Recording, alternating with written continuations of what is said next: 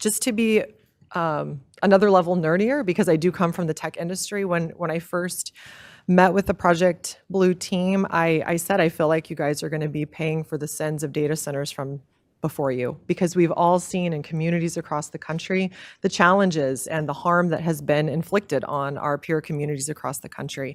And I know that I think we can all agree with what we've seen. The way that data centers are being built is not sustainable whatsoever. So much so that I dug into some of the estimates on what data center development is going to look like on planet Earth over the future. So we're going to get a little futuristic for a second, but please bear with me. This is a quote from someone in the industry, Tom Mueller. He said, "The amount of power to run compute by 2045 will be the base power of the planet right now." So in 20 years, at the rate that we're developing, they're expecting to have to double the amount of power on Earth to just support data center infrastructure. And I think that we all know that that's not going to work. Here, zooming out to the United States, zooming out to the planet. And what we do know is that both President Biden and President Trump have said that AI advancement is a strategic national priority, and winning the AI race. And they've talked a lot about infrastructure and the power grid. And what we're not talking about, and what I've heard from many of you all, is that we need to put data centers where they belong.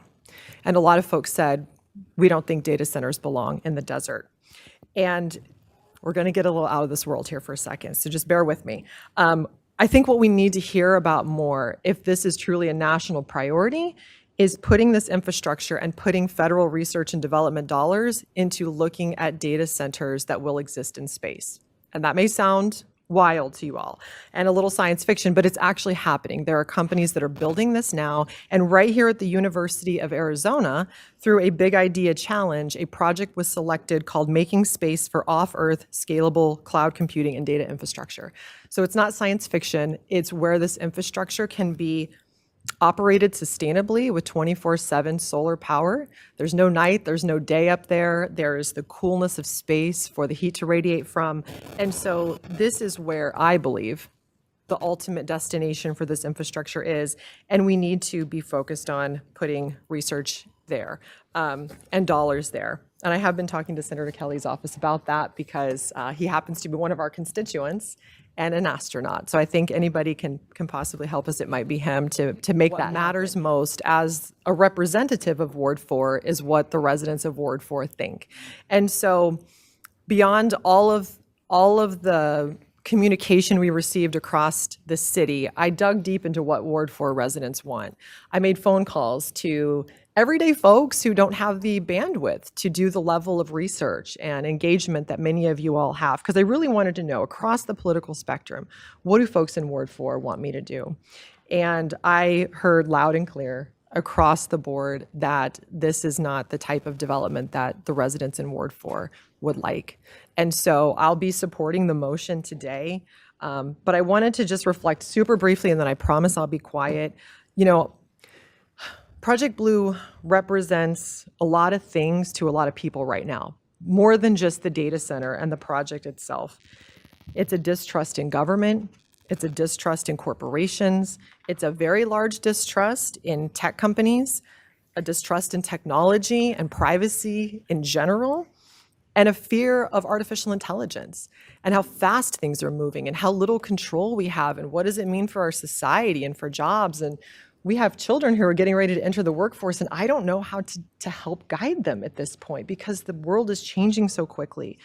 And so I think that is touching, Project Blue is touching on a lot of those nerves that we are all feeling here in Tucson and across the country and across the world.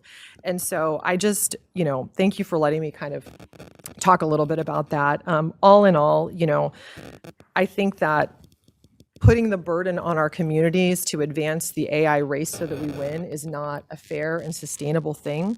In most communities, the cost feels too high and the risk seems to outweigh the rewards. I think we're missing a strategic coordinated plan for where and how this infrastructure needs to be built out to support that federal objective. And states like Arizona and local governments across the country have massive tax incentives to attract data centers to our states and to our cities. And Arizona, starting in 2013, had a computer data center tax relief incentive that needs to go away. It needs to go away. So I just want to put all that out there and say that instead of racing to the bottom, we need to start looking at things a little bit more holistically. And that is my rant for today. And so my job as a rep in Ward 4 is to bring their voice to the table, weigh all of the aspects. Thank you for allowing me to do that and be vocal and communicative with you all about that. And I'll be supporting this motion today because I have a very clear mandate from the residents of Ward 4.